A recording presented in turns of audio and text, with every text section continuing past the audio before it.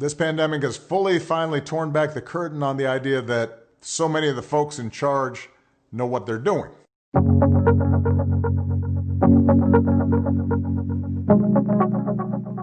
You're going to have to grow up faster than some generations. This pandemic has shaken up the status quo and laid bare a lot of our country's deep-seated problems, from massive economic inequality to ongoing racial disparities to a lack of basic health care for people who need it.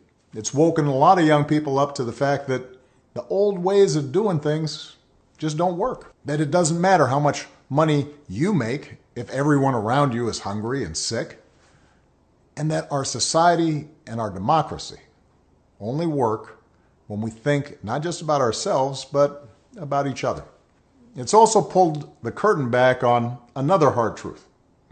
Something that we all have to eventually accept once our childhood comes to an end. You know, all those adults that you used to think were in charge and knew what they were doing, turns out they don't have all the answers. A lot of them aren't even asking the right questions. So if the world's going to get better, it's going to be up to you. That realization may be kind of intimidating, but I hope it's also inspiring. With all the challenges this country faces right now, nobody can tell you, no, you're too young to understand, or this is how it's always been done. Because with so much uncertainty, with everything suddenly up for grabs, this is your generation's world to shape. Since I'm one of the old guys, I won't tell you what to do with this power that rests in your hands, but I'll leave you with 3 quick pieces of advice. First, don't be afraid. America's gone through tough times before. Slavery, civil war, famine, disease, the Great Depression, and 9/11. And each time, we came out stronger. Usually because a new generation, young people like you, learned from past mistakes and figured out how to make things better. Second, do what you think is right. Doing what feels good, what's convenient, what's easy, that's how little kids think.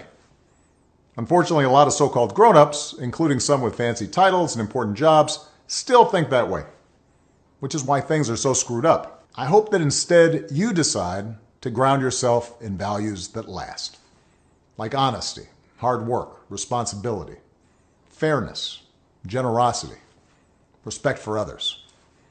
You won't get it right every time. You'll make mistakes, like we all do.